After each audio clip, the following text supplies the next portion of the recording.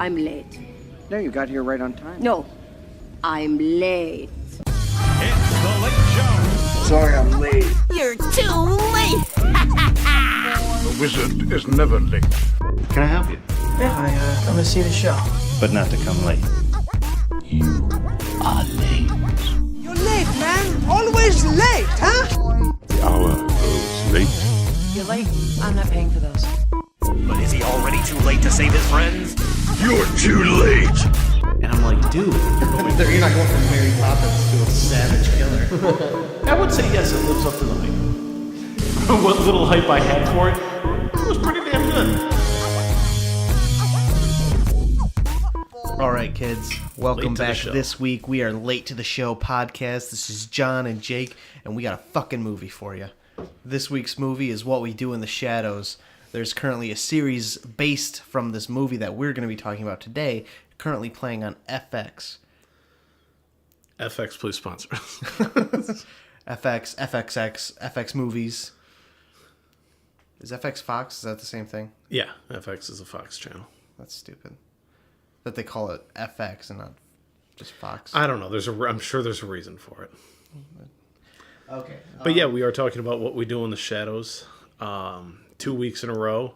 It's a movie I've seen that you haven't. Right. Not a particularly old movie, but it came out in 2014. Yep. Actually based on a small short film. Not a small film. It's a short film. Short film. Come on, man. Directed by Taika Waititi, who also directed this, who also directed Thor Ragnarok. The original short film only had 3 of the smaller characters from the main film. And then they just blew that shit up. The short film came out in 2005 also. Oh, wow. So then he sat on that one for a while. A bit. Well, you know.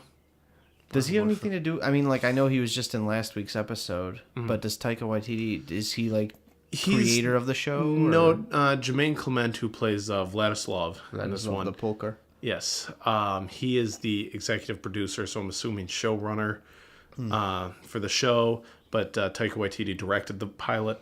Okay. So I imagine he's still got his hand in there somewhere. Maybe they both do writing for it. I'm not really sure. I haven't seen his name pop up that many times. So. Okay. But well, we're not talking about the show today. No, today, we're not. Though we're if you- talking about the movie. I'll bring it up again later. But if you like the movie, if you've already seen it, go watch the show if you're not watching it. It's great. So let's take a look at our regular list of questions. Jake, why didn't you see this movie? I'd never heard of it. Never heard of it before. And when you started describing it, because you told me about it last week, and then you started describing it, all of a sudden I remembered that the series is on, and that Kate had kind of told me about the series a little bit, so everything came crashing together. And I also didn't realize that Taika Waititi directed Thor Ragnarok, really, until you said that. He also plays Korg in Thor Ragnarok. Right. Who's everyone's favorite character for some reason. Because he's hilarious. I don't like Korg. I think you're the only person. I also didn't like Thor Ragnarok. I think you're the only person. But, yeah, I mean, I never seen it. I just never heard of it. And I mean, did it have like a big release in the States? Not really a huge one. Is it kind of a cult classic? Is that its thing? At this point, it's kind of more of a cult classic movie, though. The show's doing pretty well, so I imagine like that's going to spark some more interest. Well, yeah, I mean, for it's people. on a huge platform now as opposed to just releasing a mockumentary film. I mean, if you're going to make a quote-unquote mockumentary, that's already limiting your audience. Yeah, because not like it's a fun genre, but not a lot of really, really big hits of that genre.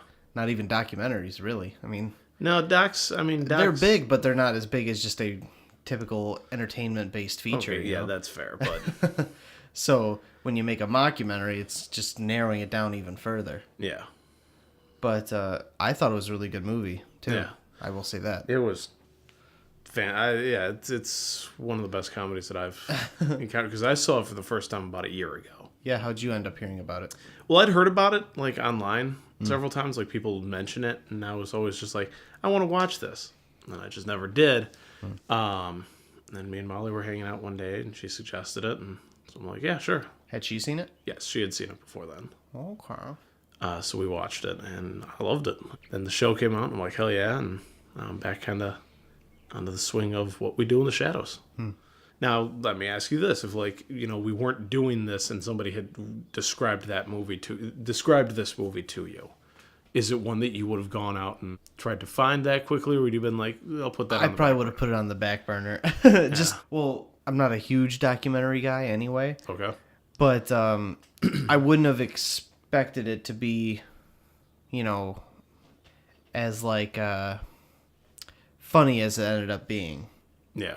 I wasn't super into The Office either, so sometimes a lot of those, like, where they pull the characters aside for a separate interview for certain things, like, I mean, it almost feels like kind of a burnt out medium. Like The Office did it, obviously. Modern Family does it. Yep. And then to sit Parks through and a Rec. whole feature of doing it, I haven't seen Parks and Rec. Parks and Rec is probably the best of those three shows, but And then to sit through like an hour and a half with one full complete story, or I didn't even know if it was going to be a full complete story or not.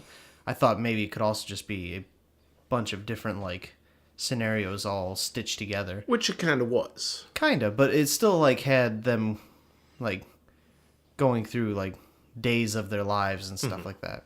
It only had those jumps when they needed a character to go away for a while. Yeah. And then basically that character came right back also. Yeah. That's true. But so no, we've talked around it. Jake, would you like to describe what this movie is about? Okay. This movie is a mockumentary about the lives of vampires in Wellington. In Wellington, New Zealand, which is important because they acknowledge that there are, I almost said Voldemorts, that they acknowledge that there are vampires all over the world, and each kind of area has its own council of vampires also. So this is just specific to New Zealand vampires, and it follows 3 in particular. And then they have a Roommate? Flatmate? Nosferatu flatmate in the basement who's 8,000 years old. You don't see him much. And then later they add a new vampire to their fold named Nick. I don't know if he had a last name. I don't think any of the characters really had last names. He was one of their victims that they turned into a vampire. Yes. But the main 3 is Viago, Vladislav, and poker. Deacon. Vladislav the Poker, yes. Whom if you may associate with Vlad the Impaler. Yes. In a not so subtle reference. Right. That was actually probably one of my, like, one of the quotable parts of the movie that I remember is when, what's Nick's friend's name? Stu. When Stu's showing him Facebook, he's like, hey, do you want to poke him? And he just looks at him real serious. Yes.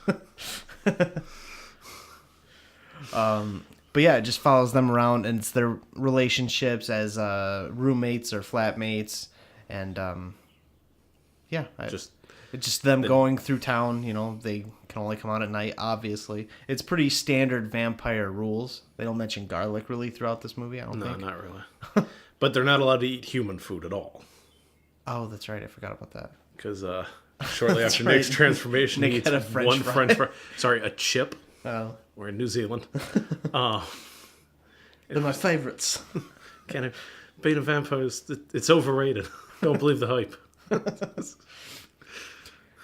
Yeah, they can turn from bats to regular vampires. They can fly at any point that they want to. Yep. They can also transform into. Some of them have the ability to transform into. Other beasts. creatures. Some do it better than others. Yeah. They can hypnotize people, kind of. Some do it better than others. They have to be asked. They have to be invited in before Right. they can enter a place. So it's when they have a kind of a hard time trying to get into nightclubs because they have to get a bouncer to ask them to come in. Yeah. No, just please invite us into your club. They don't break any of the rules or do little variants on the rules of vampires like Twilight does, where you get all sparkly during the daylight. They literally catch on fire during the daylight. Yes. Stakes work.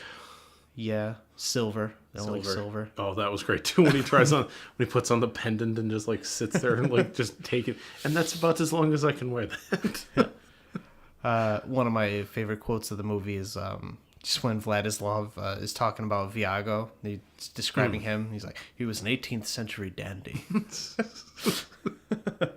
That just shows that big picture of him, the portrait. I love I know we tend to do this, but I also really love the scene when, because at the house meeting, he's asking that they like put down towels or newspapers or stuff. And then when he like going to eat that woman, he's like laying down towels and newspapers. Oh, so tell me about like what your plans are. Well, I want to travel and like see Spain and Italy, and he's like getting more and more depressed. He's like, well, I'm gonna kill you though. Well, it's important to him that in their last moments they feel very special and happy. But she seemed to have a good time, so I hit a major artery, just soaked in blood, spraying all over the walls on his desk. Oh, shit. My other favorite quote still is, I think of it like if you have a sandwich. You would just, when they're describing why they eat virgins or prefer virgins, right? Think of it like when you have a sandwich. You would just have a much better experience if you knew nobody had fucked it. And also the whole, we can give a little description on each character, I suppose. That'd probably help for us talking about the movie in certain points. So Viago is a dandy. Yeah, 18th century dandy. But so his big kind of character plot story throughout the movie is that I don't remember what year it was, but at some point his assistant had put him in his coffin and shipped him to where his girlfriend had moved to, which was across the world. Yes. However, which was Wellington, New Zealand. Oh, okay. However, that's right. That makes sense. The assistant had used the wrong postage, so Viago didn't get there for like 9 months or 8 months. A year and a half. Oh, it was a year and a half? 18 months. He got there 18 months later than he was supposed to, and by the time he got to Wellington, his girlfriend had moved on and married someone else. Yeah. So he's kind of a hopeless romantic character. He's often stands outside of a 90-year-old woman's house. Or 86, is that how old she was? 96? I think 90, something like it. It was something 6, but I can't remember if it was 80 or 90. Yeah, really old woman. So he stands outside of her window looking at her, wishing he could be with her. And then Vladislav, the poker. Do you want to tell his story? Vladislav... why he is the way he is for most of the movie. The way he is throughout a lot of the movie is because of, well... he's a Vlad the Impaler type. He was a despot back when he was still alive, when he was 16. It was when he got turned into a vampire. It was just a much rougher existence back then. But then, so he was a despot, and he loved torturing people and stuff. Mm-hmm. And then he had a really hard breakup at some point with another vampire that he calls the Beast. Yeah. Throughout, at first they always talk about it like this big battle he had with the Beast, and then it turns out it was just a bad breakup where she kicked his ass, basically. And so he's just kind of like a miserable guy because of that sort of thing. He can't really use his powers like he used to be able to. When he tries to transform into creatures, it's always his face on the creature's body. Yeah. He can't hypnotize people nearly as good. He used to be able to get entire crowds, and now he can barely get like one person hypnotized. Right. And then Deacon. Deacon was mostly he was the youngest of the vampires. He was the young rebellious vampire at 183 years old. Right. I can't remember his story now, though. Oh, his was mostly conflict with Nick. Well, I'm saying like how he became a vampire. Oh, right. He was just walking around. Was he traveling and he found he was the castle? selling wares. That's right. And then it was Peter. Yeah, Peter's the one who turned him into a vampire. Their 8,000-year-old Nosferatu. And they're still friends to this day. Yeah. Don't know how they managed to handle that. And Peter lives in the basement in a stone tomb. He's 8,000 years old. And he barely talks. He doesn't talk in the entire movie. He just screeches at people. Yes. And then Viago brings him chickens every day. Yes. And helps him clean his teeth. And yeah. I was actually kind of glad when Peter died because I didn't want to look at his face anymore. Yeah. Spoiler alert, Peter dies. Peter gets killed. Well, and it's partly because of Nick, the new vampire. He goes around and tells everybody that they're vampires constantly. Like, he's, like, super excited about it. Right. And one of the people he tells ends up being a vampire hunter who follows them back and kills Peter. Sneaks into the basement, and kills Peter. Does he...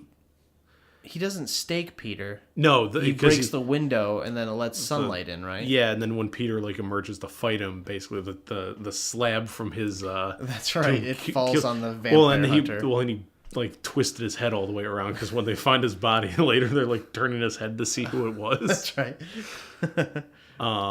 And then they deduce that like when he came through the window, Peter caught on fire from the sunlight.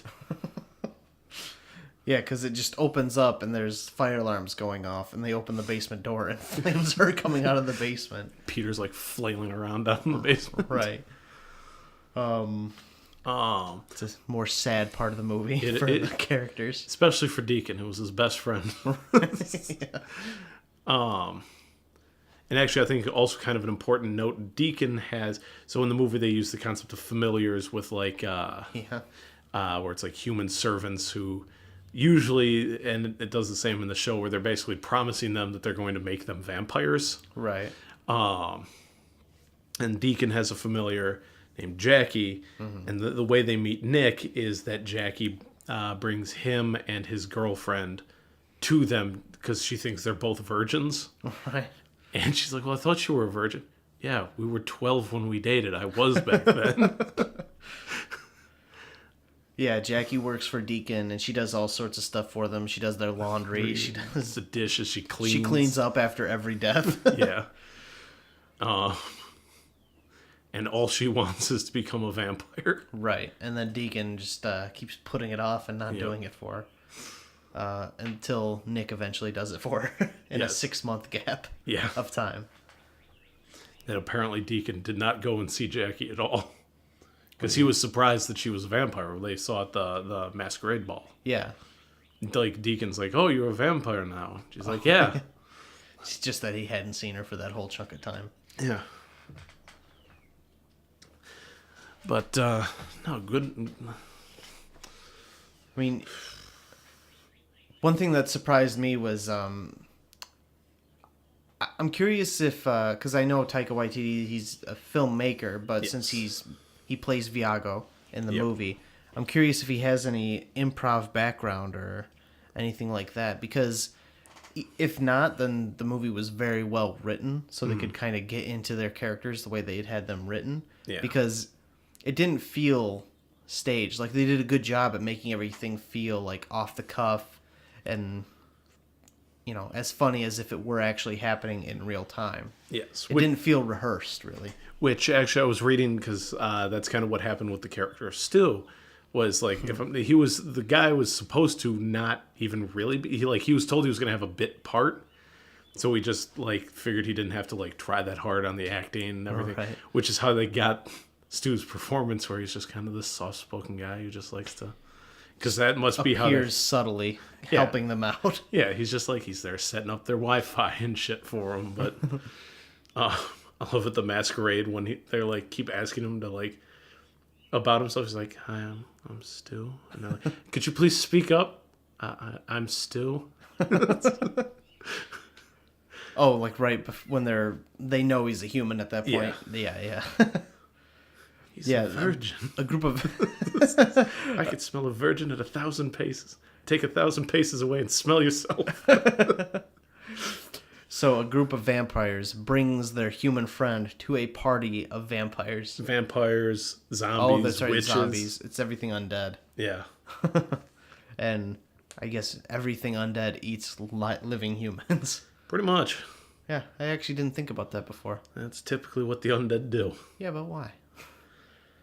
Because it's a metaphor. Is it? Yeah, it all depends on what kind of undead you got. Zombies are typically a metaphor for rampant consumerism and how it's eating away at humanity, and vampires are a metaphor for predatory behavior. What about werewolves? Probably predatory behavior too, but they're not really undead, so we're not talking about them.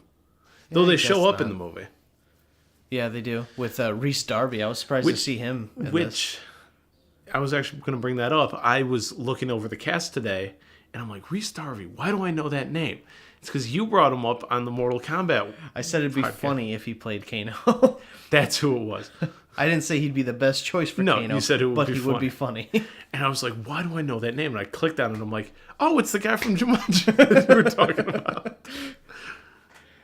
He's also the Jim Jeffries show weatherman. He was replaced by Brad Pitt, though, unfortunately. Dun, dun. But one thing, too, that it stood out with me the first time I saw it, but definitely more now this time around, was all the special effects in the movie. And I'm really curious as to how they pulled some of them off. At some points, you could tell, like, they're almost, like, put their arms back like they're going to float almost a little too early. So, like, you could tell it's through, like, a rigging system of some kind. But, like, I was thinking more like the scene where he's like, ooh, it's a floating teacup. And, like, it's, like, shot of him holding the teacup, and without the camera breaking, it, like, pans to the mirror, and the teacup's just floating. But the camera's back, so you can also still see Viago playing with the teacup. Do you want to know how they do that? I've got an idea, but I'm not really sure. Oh, well, so what they would do... What I'm assuming they would do is they would film a teacup, like, on a string, and then, like, have it go through the same motions, and then what they would do would take that image, insert it onto that footage, and then pin it to the corners of the mirror. So it would still have the same perspective, and it would fill in the mirror without Viago being in it. Yeah, that makes sense.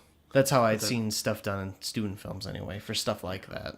Because my thought was like using more one where you basically film do the same kind of film motions, but then you have, like, you can do in, like, a lot of the digital editors where you can, like, just crop the screen down, and then they've got the other side cropped in with, like, green screen deal, like, just green screen take away TD out.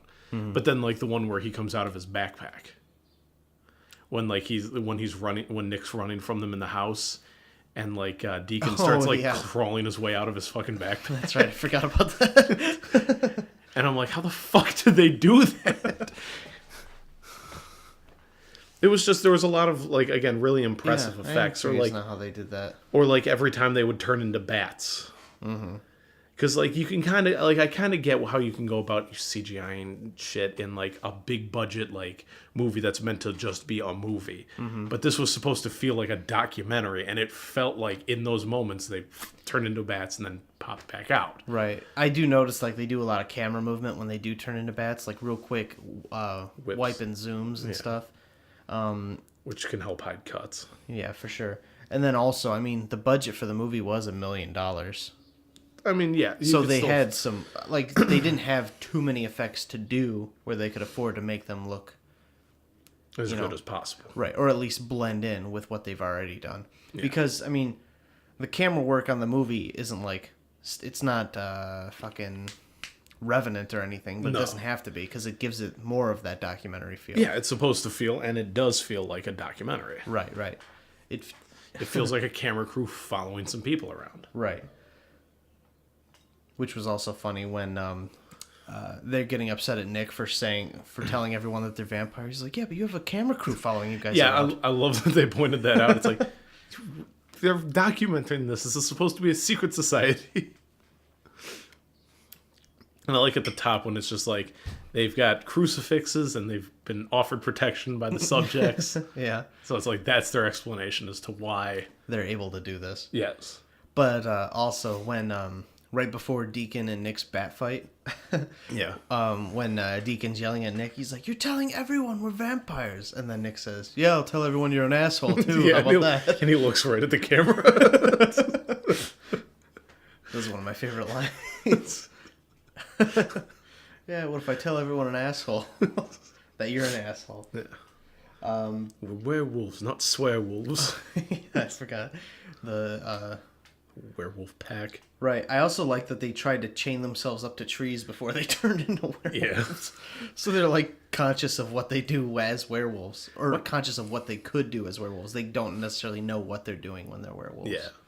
Wear your gym pants or whatever, your stretch pants. You know you're just going to destroy those jeans when you transform.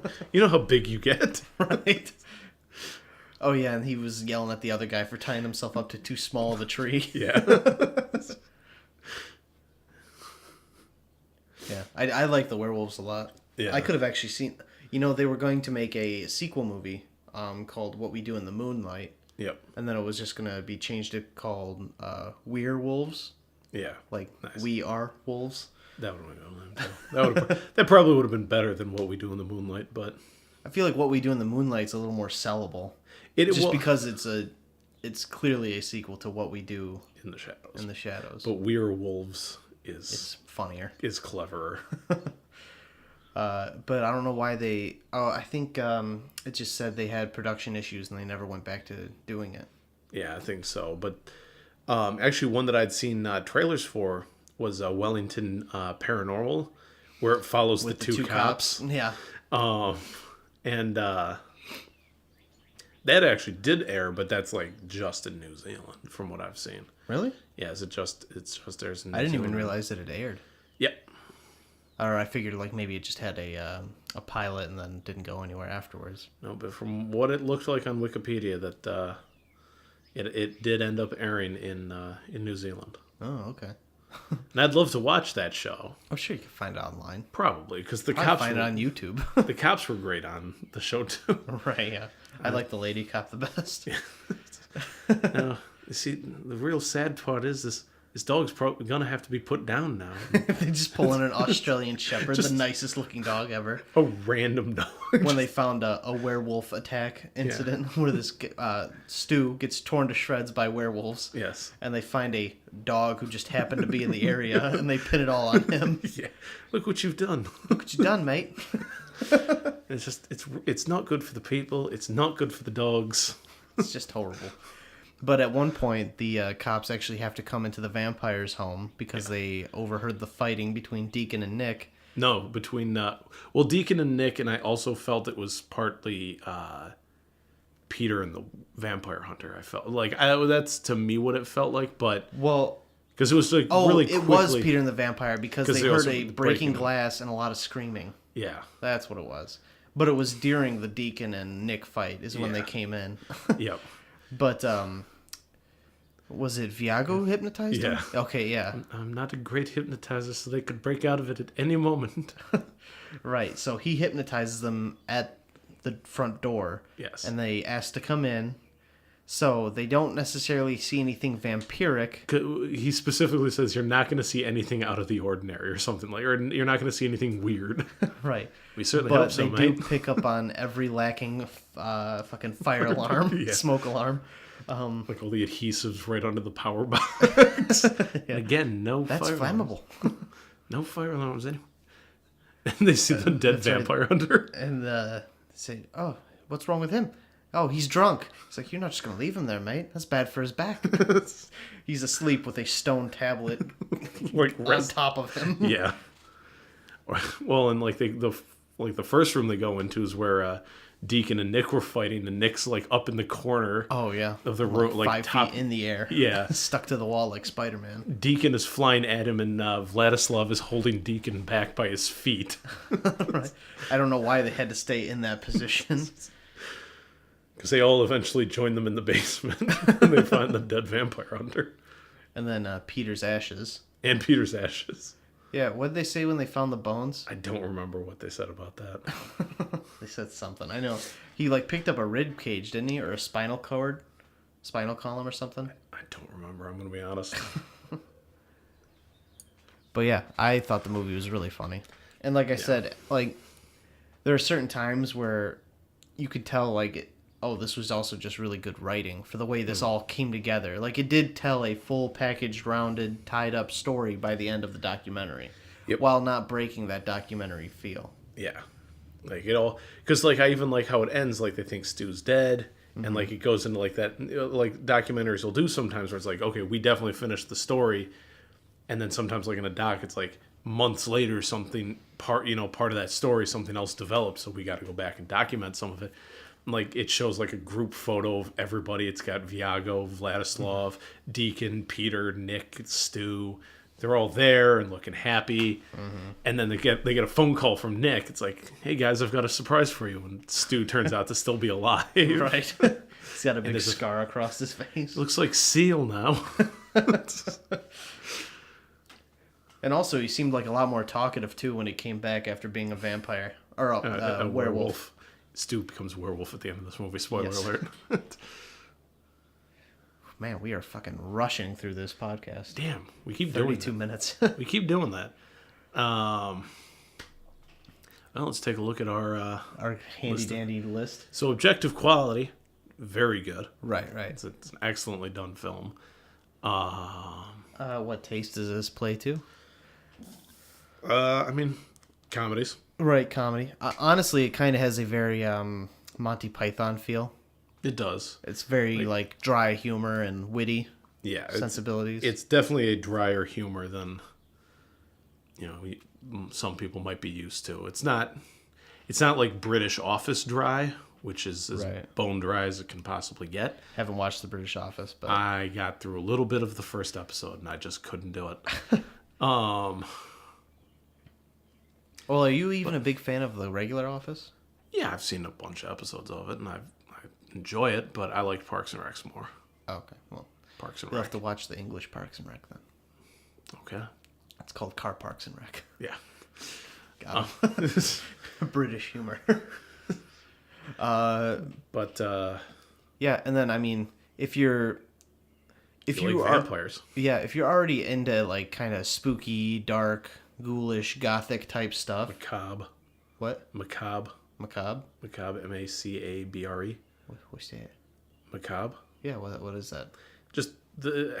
Is that like the everything that genre? you basically everything that you just described That's all into macabre? one word. Yeah, it is like the macabre. It's like the dark and kind of gory, but not really, and just like that overarching sense of foreboding. Like most vampire movies could be described as macabre.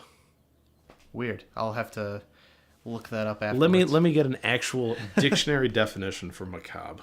But While you're talking, if you're into any of that kind of stuff anyway, I mean, this is also a funny take on that because they do hit a lot of that on the head pretty well.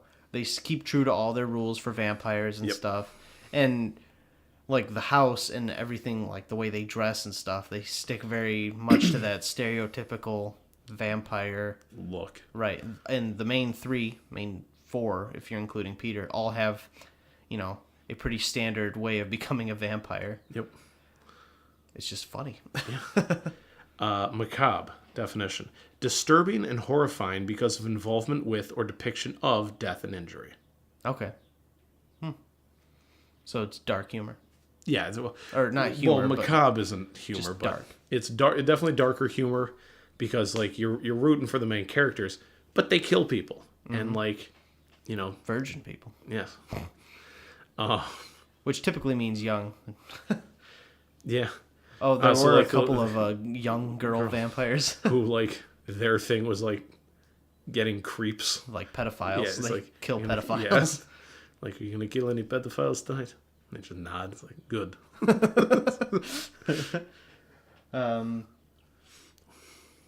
Yeah, what are some good movie examples? Like, if you like this, you'll like that. I mean, any of the movies they reference throughout it too, probably. Again, if you like vampire movies and lore and all that shit, this probably plays to it pretty well. I think The Lost Boys plays well.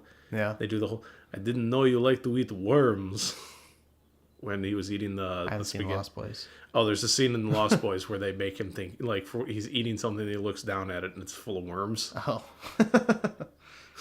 Your penis is a snake. Made me think my cock was a snake. I gotta get out of here. It's not cool. That was Nick. Yeah. It's just a regular penis.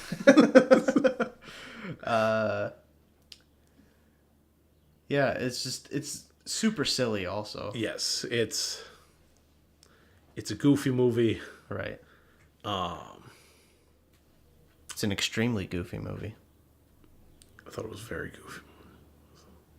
No, it's extremely goofy because they're in extreme sports. Makes sense. You're fired. All right. I don't know, just like comedies, vampire movies, comedy vampire movies. Right. How many comedy vampire movies are there? If you like the movie The Little Vampire, you'll love this movie. I've never heard of. You never heard of that one? No. Oh shit! That one came out when I was in like first grade. It had Jonathan Lipnicki in it from Stuart Little and Jerry Maguire. Okay. And I think they move into a house and their next door neighbors are vampires. And there's a little kid vampire, and Jonathan Lipnicki hangs. Is it Litnicki or Lipnicki? I don't know, man. Well, the fucking kid. He hangs I'll out look with it up. the vampire kid. I don't even remember what happens in the movie. I think I saw it in theaters, but I don't remember what happens. What was it called? The Little Vampire? My Little Vampire? I'm just going to type in Little Vampire and see what happens. Lipnicki. Lipnicki. Okay, Lipnicki. Limp Bizkitty. About the only other, off the top of my head, the only other comedy vampire movie I can think of is Vampires Suck, which was a spoof of the Twilight movies. But I'm sure that was garbage, so never saw it. But Yeah, that's I know there's more comedy vampire there's movies. got to be a lot of comedy vampire movies, but Comedy zombie movies, Zombieland. Zombieland, Shaun of the Dead. Yeah, if you like any kind of like a horror spoof movie, this is definitely one where you'd combine like. yeah, when it combines horror and comedy in a more comedic way. Like, Right. because Scream kind of combines horror and comedy, but it leans more towards horror Yeah, than the it's comedy. still made by Wes Craven. So. Yeah. This one's more like, if you like your horror and comedy leaning towards the comedy, this movie is a great addition, especially if you haven't seen it. By the way, I had Scream on the other day, Mm-hmm. and I noticed at one point they're talking about Nightmare on Elm Street, and I think it was Drew Barrymore. She said that the first one was good, but the rest of them sucked. I don't remember. I think it was her who said that all those Wes Carpenter movies are lame. Yeah. I just like the Wes Carpenter reference. Yeah. Which one of them is dead? Is it John Carpenter or is it Wes Craven? Wes Craven. Wes Craven is dead. John Rip. Carpenter might be dead also. I don't know. I'll look that up too. Might as well just keep my phone handy. I mean, I have a whole computer right in front of me, but... Yes, you do. But no, Then I John have to turn Carpenter away from is the still mic. alive. Really? Yes, he is. Oh, well, look at him. Good for him.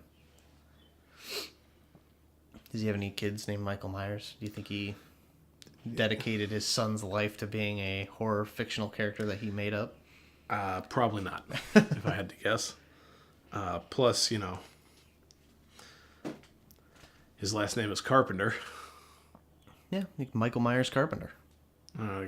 Myers isn't really a middle name, but okay. It could be any name. Myers could be a first name. Okay, how about you just, when you have a kid, you name it Myers? I'll run it by Kate later. No, just do it. She'll probably like it. Just go for it. Well, she has to have the kid.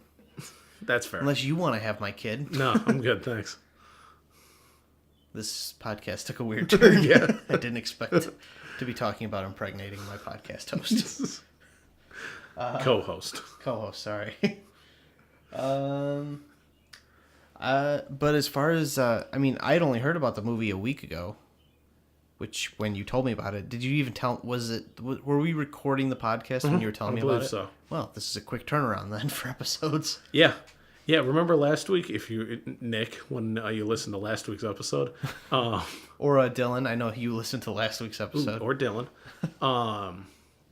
Yeah, remember when we said that was the most up-to-date we'd ever been because we were recording it the same day we were releasing it? We're now on Monday, one day before the day we release it. That either makes this more fresh or less fresh. Which one is it? I would say slightly less fresh than last week because it's... I guess. But at least we're going to be recording posting midday tomorrow. So how about that? As we're supposed to be doing. But, yeah, we fell off the wagon there for a little bit. So Well, we missed 2 weeks. Well, we missed 2 because we had a backlog one, so... I'm Now saying we had- 2 but yeah, we weeks took we've 2 weeks gone for- without a podcast. Yeah. Not at the same time either. Not in succession, I mean. So, real quick for the social relevance, too. Sorry to bring it back on topic here. No, that's fine. I guess really, then was 5 years ago, so I mean, but Yeah. now, I mean, there's a show. There's a whole new show following the same sort of a formula, which could have really honestly have gone either direction. It could have been really great. Could have sucked because it's like, how can you... Sucked. Thank you. How can you, keep that concept going episode after episode? And I think they do it really well. Like, I'm really enjoying the show. It's quite funny. Feels like the movie, but it's its own thing. Yeah, and talking about the movie, though, I kind of think it doesn't have any, like, particular place in time, really. Because I thought even the movie could have possibly been made, like, 10 years ago or something, and then it just had to, like, sit on a shelf to get released because it's kind of like a niche type film. Yeah. But, I mean, there's no, like, specific references to, like, anything topical or news-based. I mean, like, the most, like, technological thing, which since that advances so often, that can kind of pinpoint a movie. The only thing that they mentioned with that was Facebook. And YouTube. And Because they YouTube. used YouTube to watch sunrises. Oh, that's so they right, get to 'cause look they at the can't sun. see them. Yeah. Well, and then they got a camera, so now they don't need to rely on each other to tell them how they look. Right, yeah. Like they can just use the digital camera to take a picture and then see. Wait, so they can see the pictures of themselves? Yeah. Oh. They can see Yeah, I was there's wondering not silver. about that when they were going over, like, them drawing themselves and stuff. I love that too. It's like, well, we can't. It's difficult to get dressed because you can't see yourself in the mirror. Yeah, and then also thinking about someone who's not seen what they looked like for 100 years. Yeah. I go for a look I call dead but delicious. Which one of the three main ones were your favorite? Probably Viago. Viago? Yeah, I liked Viago a lot. I think I liked that Vladislav the most. Vlad was great too. Deacon was funny, but more often than not, he was kind of an asshole. So, Yeah. Just like Nick said. where I thought like Viago was like, or Vladislav was like a good, like, merger between like being an asshole and also being like really nice at the same time. Yeah. So that like made it funnier when he'd like go one way with an argument and then another way with another one. Yeah. Like when he takes Viago's side on who should be doing the dishes. You haven't done the dishes in 5 years. It's embarrassing when they pile up over there. I hate bringing people over. You've left your bloody mess over there in the corner. Cut to the dishes actually covered in blood. Vampires. We only have people over when we're going to eat them. Until Stu showed up. Until Stu showed up. And also at that point he'd been knowing Jackie, so Yeah, but she actually, was a why familiar. was she doing the dishes? Well. You can It's tell. total bullshit. Well, later on, he tells Jackie to do the dishes. Yeah, that's right. Well, also the commitment to the accents, I really like. Yeah. They all had Transylvanian accents, which surprised me. Yeah. Yeah, except for Nick. Yeah, Nick. If you watch the show, then Nandor would probably be your favorite character from the show. He's kind of I feel like, slight combination of Vladislav and Viago. He leans more towards Viago, but he's got kind of the Vladislav background where he was also like a imperial despot type of Torturer. character, yeah. But then like torturer. torturer, Torturer. yeah. Roar. But he's kind of a slight combination of the two of them. When I haven't been watching the series, but I just flicked on last week's episode, me and my girlfriend, and You could say Kate. We've dropped her name here before. have I? Yes. Okay. Well, I didn't know if you knew You her earlier, name. just earlier, I'm like, you should name your kid Myers, and you're like, I have to run it by Kate. That's my other girlfriend. But and I was surprised that Dave Bautista popped up also. Yeah, that was again last week's episode. It took me a minute though. I wasn't sure if it was him. He's Until like, he is that Drax? I was like, I don't know, and I don't know why it took me so long. But Was it when he talked that you were like, yeah, that's definitely him? no, I had been listening to him talk. I needed Oh. to hear him talk more, I guess. Yeah. And then he started doing very Drax type things. I will stab them 5,000 times Yeah, with it's this. like okay, Switch so, hands. Yeah, it's him. Stab them 5,000 times. Who turns a baby into a vampire? It's like, oh, so Dave Bautista might be a one-trick pony. The very dry delivery, or very deadpan delivery. Yeah. Which, hey, works for him, you know? I guess, yeah. I will have to see that new movie with Kumail Nanjiani and see if it still works. See, I haven't seen any trailers for that. The one I keep seeing trailers for is My Spy, where he's like a spy, and then like this like basically this little girl like catches him and like while he's like in a surveillance room or whatever, and he's like just like a stereotypical action movie spy, like, you know, it's shoot first, ask questions later, Right. and he's like on thin ice at the agency because they're like as they show in the trailer, he was supposed to get. He's like, your task was supposed to be find out what they know, which is hard to do when they're all dead. Sounds like the pacifier mixed with the toy then. It's kind of It's kind of like the pacifier, but I haven't seen any trailers for that. I never even heard of that one. oh, my It's Spy. Batista though? Yeah, Huh. yeah, it looks like He's coming out with a bunch of stuff. Good for him. yeah. No, he doesn't have to break his neck jumping from the top belt anymore. Or from the top Top rope, top rope, thank you. fourth belt. For anyone who didn't know, Dave Batista was a wrestler. He just recently had his last match, wasn't it? Like at Oh, did he? WrestleMania this year or some shit. I have no idea. I follow him on Twitter and Instagram. It's going to be his so- last match until he comes back next year for $20,000 appearance. Yeah. And then he'll choke slam whoever's running WWE at that point and get 5,000 retweets. And then come back next year and do it again. It's what all these wrestlers do. Hulk Hogan, Ric Flair, until they die. Anyways, that's the wrestling section of the podcast. Right, sorry. No, that's cool. I don't really know any other wrestlers. John Cena. I mean, then The Rock. He just keeps doing Make-A-Wishes all Yeah. the time. He's done more Make-A-Wishes than any other like request that's been... Yep, he has Made from fulfilled Make-A-Wish. more Make-A-Wishes than anybody else. What if he's just had the most requests but didn't fulfill them? That'd be sad. Well, now that I've held the record for most fulfilled requests, I'm done. And then I'm going to set the record for fewest fulfilled requests. All right, then. Well, so I guess, again, at the end of the day, what were your thoughts? Overall, again, I know we've said it several times, but how'd you like the movie, Jay? I like the movie. Yeah, there I we thought go. it was good. Literally an hour after you left, me and Kate put it on just for something to watch. And then I figured I'm going to be a good boy. I'm not going to wait till the last minute to watch the movie anymore. I As did in that the this day week. Of. Oh, did you just watch it today? No, I watched last it yesterday. night for Game of Thrones. Yeah, That's right. yeah. I watched it's an hour and 29 minutes. I watched an hour. Well, there's like an hour 25, I think.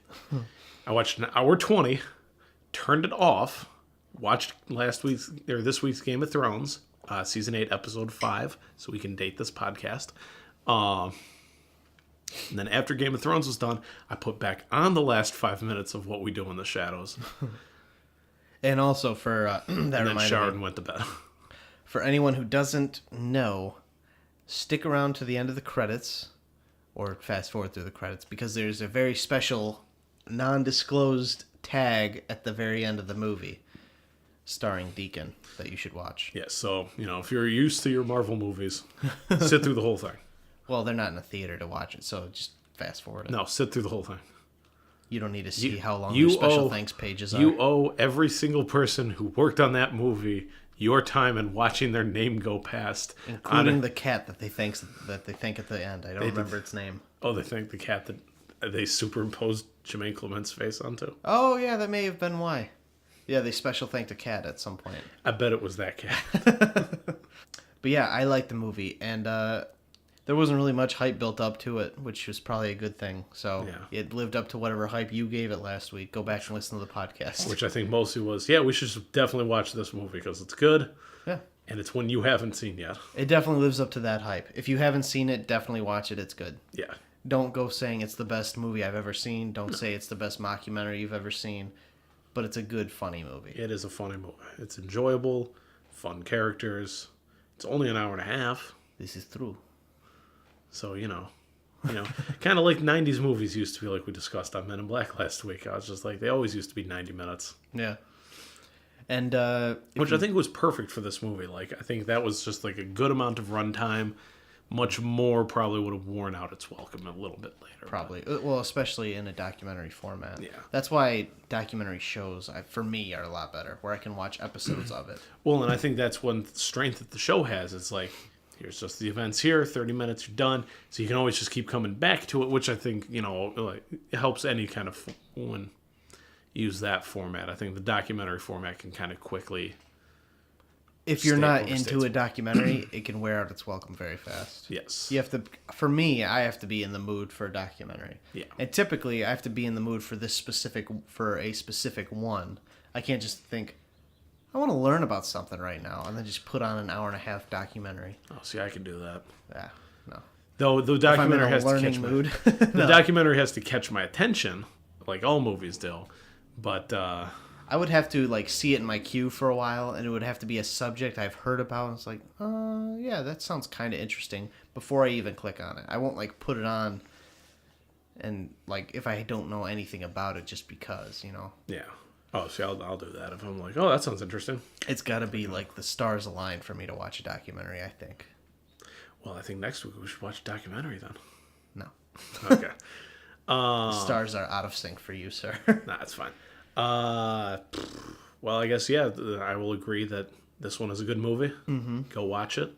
And if you need to know where to watch it, I personally watched it on Amazon Prime. Where did you see it? Molly bought it on Amazon Prime, so okay. So we didn't even rent it. We own it, so You own it on Prime? Yeah. Do you buy a lot of movies on Prime? Nah.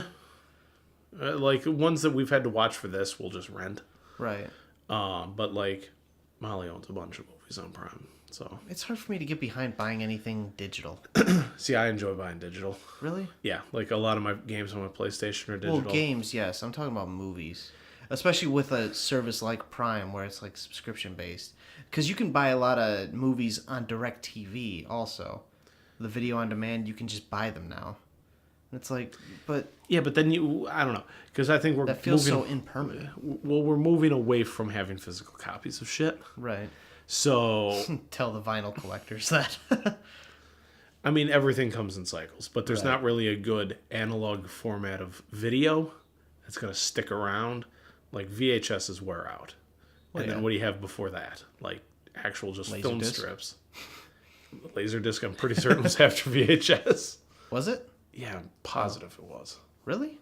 Oh, yeah. I guess it was the in-between of DVD, huh? Yeah, but I mean... Betamax, then. You go back to an old film projector, and you can have the actual film, but good luck keeping that around. Well, I mean, getting that but if we're talking mass-produced. about physical copies that wear out or not, I mean, there's the Ultra HD DVD and the Blu-ray, which are they look the exact same. Yeah, no, I'm not the type of person who can spot I'm not.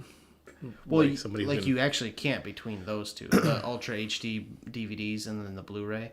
The only, well, actually no, because when they made them the Ultra HD DVD, it even holds the same space as a Blu-ray disc. Well, I wasn't believe. Ultra HD though? Isn't that like 8K? No. I'm not talking about 4K. I'm talking about Oh, you the mean DVD. HD DVD? Yes. I'm talking about that. The very The- end when of it was- the line that DVD hit. Yeah, it and was- then where Blu-ray was coming in. Yeah, The only which- difference is that Sony made Blu-ray, and Sony was able to get Blu-ray put into every system everywhere. Yeah.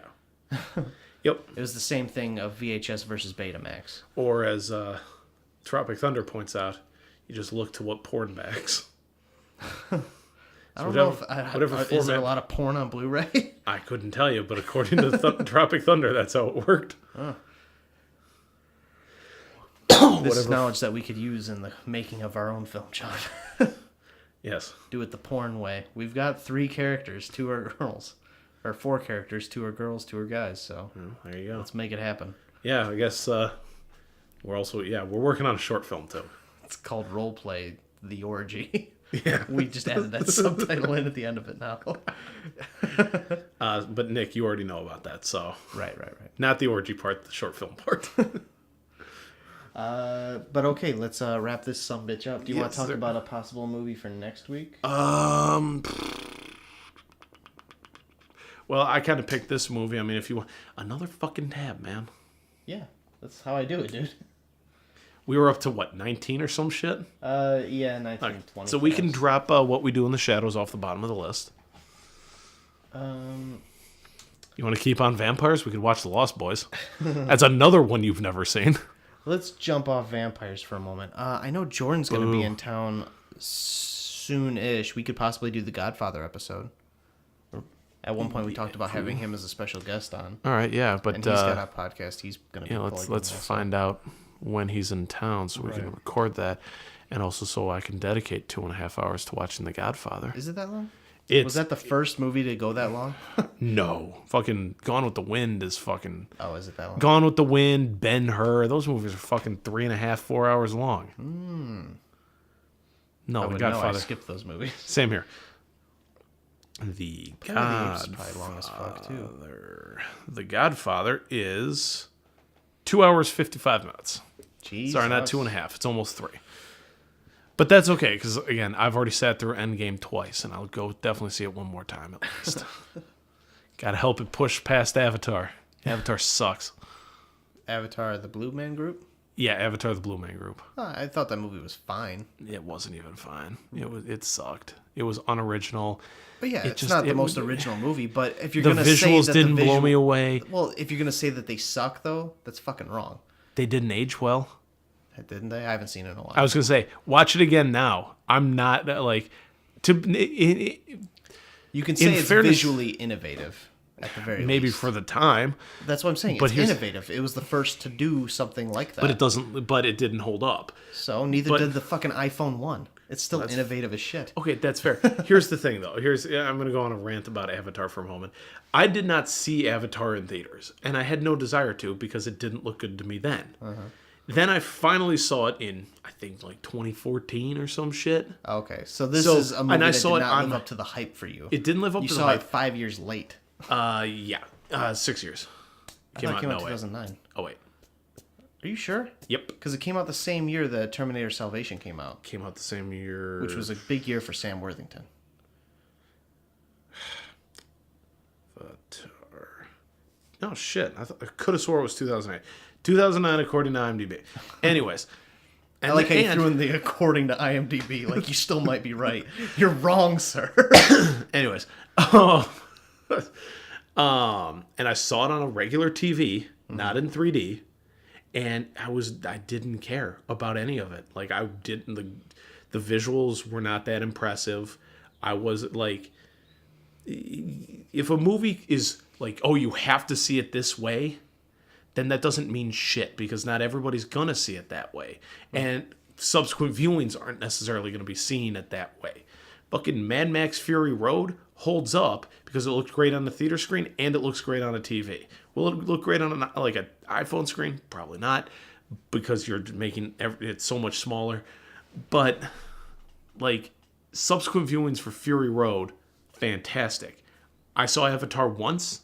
I don't care if I ever see it again. I don't give a shit that James Cameron wants to make 17 of these fucking things. And now you know how I felt about the Mortal Kombat movie. You That's saw fair. it late, therefore you do not give a shit about it. That's fair.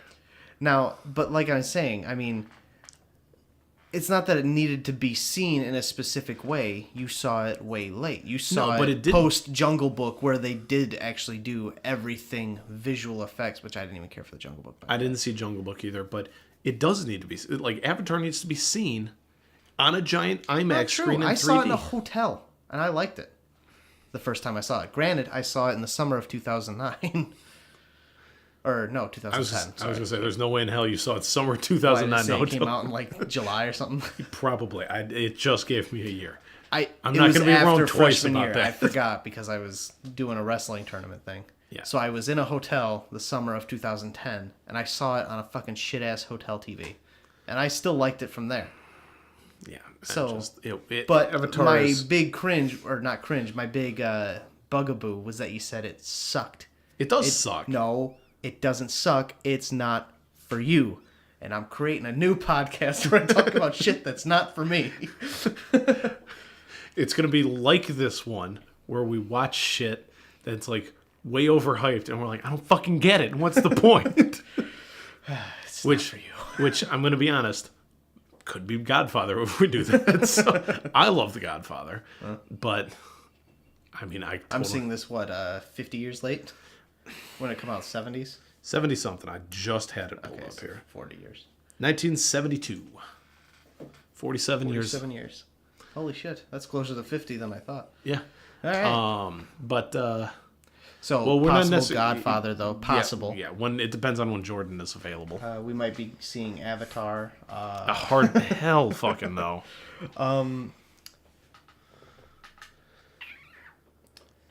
I just did the one movie for my buddy's podcast. I know you haven't seen it. No, I have not. But it's one that came out in 2006.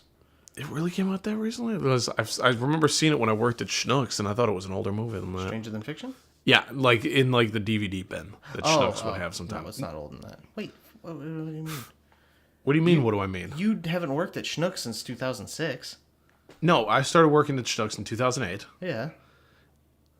and it was in the DVD bin. Yeah. And to me, I thought that was an older movie, older than 2 years old. Oh, you thought since the DVD was in a grocery store bin, you would Yeah, in a assume it was grocery older store than 2 bargain years bin. old. No, It's not like a Walmart bargain bin where you could get newer movies. This was specifically just a grocery store. I will say this about the movie: extremely underhyped, Mm-hmm. except for by me because I like it a lot. I mean, that was also what, Primal Fear? Well, I don't know. underhyped, Primal except Fear for- was like 20 years old. No, I know. or I'm 30 just saying- years old at this I'm point. saying it's extremely underhyped, except by you, because you like it. Yeah, I guess. But Primal Fear is a good movie. I'm saying, like, this movie didn't make a big splash when it came out in general. Gotcha. I don't know about Primal Fear when that came out. That may have been a big movie. I'm not sure. Maybe. Big movie for Ed Norton. Yeah. No, yeah, we can do Stranger Than Fiction. Okay. I'm down with that. Okay. So then we'll plan on that, and then I'll find out from Jordan. That might be next week or the week after or something. Yeah. Or maybe if we need to do, actually Backlogs. get a little bit of a backlog, which will help us a lot, a little bit. Yeah. But, And then we can get Kate's Friday the 13th backlogged also. yep, we can do that. And then I told Dylan, I told him if he ever wanted to be a guest, he could. And you know what movie he says he hasn't seen? Is Reservoir Dogs. Fuck, yes. So we could do that movie since we've both you seen have- it. And oh, I you're was gonna- obviously a Tarantino fan. Yes, I do very much enjoy Tarantino's movies. Right. So we could do an episode with him about Reservoir Dogs. I would be down with that. And just as a recap, since I've mentioned him 4 or 5 times, his podcast is The Scene That Got You. My episode will be coming out the 15th, the Wednesday, the day after this episode is coming out. Yeah. So spoiler alert for the movie you picked. Yeah. But we don't go into depth so much about like what happens in the movie and that and stuff. It's just talking about why I liked it specifically and his first impression of it. Fuck, I guess that is very similar, isn't it? Yeah. It's He's biting our style and he's doing it in 30 minutes. I mean, we got this one done half an hour ago. It's just Yeah, now we've Now just we're- been chasing our tail.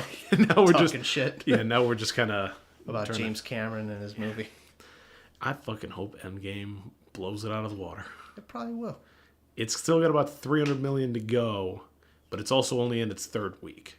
Huh.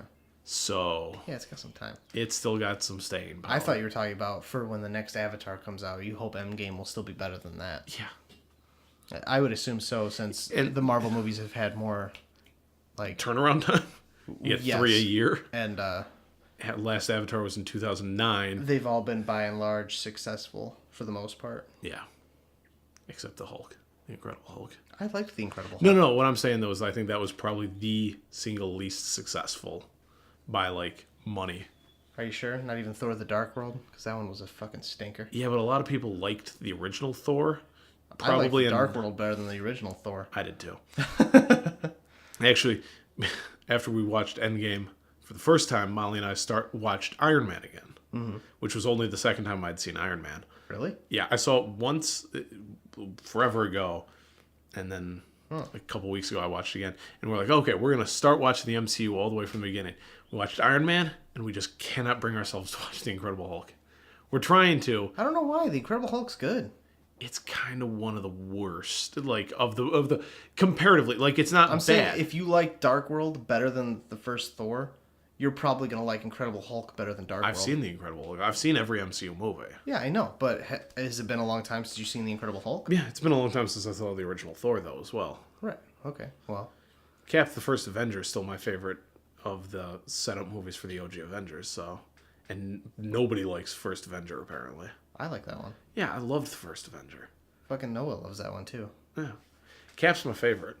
I don't know if he's my favorite, but I mean, that's I'm wearing his damn shirt right now. I'm wearing a Detroit Tigers shirt. I don't even watch the games anymore. That's fair.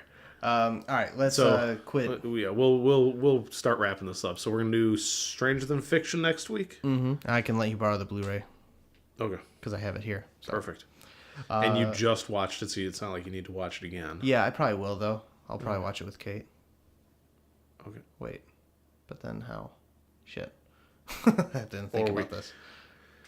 I can get my hands on it. Don't worry about it. Okay. Appreciate it, but don't worry about it. Oh wait, it comes with it. Oh wait, no, it's just the Blu-ray copy. Well, I can give you like the digital version of it if you want it. Yeah, we'll figure it out. Download on Voodoo or some shit. Nah, we're good. Thank you. We'll figure it out. Okay. Well, all right. So that's the plan for next week.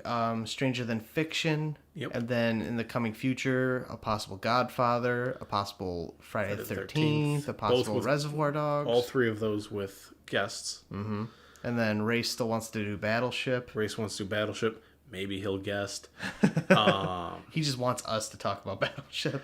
Yes, he does. I know Molly's been wanting me to watch Birdcage, so maybe we'll do that and get her on. The Nathan Lane movie and Yeah. Robin Williams? Yep, Nathan Lane, Robin Williams. Oh, okay. So we've got some stuff. Have you seen Snowpiercer? No. But before we get on this No, tangent... I was just saying, could you just add that to the list? Oh, okay. Yeah. Go ahead. Yeah, no, I wasn't going to go on a tangent. I was just like making a suggestion to add Okay. to the list. All right, everyone. So that's the week's planned ahead. Don't be late. Somewhat. Hold on. We got to plug all our shit. Oh, You can't. this is the 14th episode. You 13th? still plug. You still plug your Twitters and your Instagram. I said don't be late. And that means don't be late. All right. Twitter is at LTTS Podcast. Instagram is late to the podcast. Late to the Podcast. I'm at Rosendoom2 on Twitter. And I'm at Jake_Lavoy. Yep. And do not forget that underscore. Very important. Yes. And we're late to the podcast at gmail.com or late to the show at gmail. Late to the podcast at gmail.com. Late to the podcast, definitely. What? What's what's late to the podcast at gmail.com. Okay, perfect. That's what I just said. Okay, no, I was just making sure it wasn't like late to the show podcast at gmail.com. No. Okay. Late to the podcast at gmail.com for sure. Yes. Don't be late. Boy.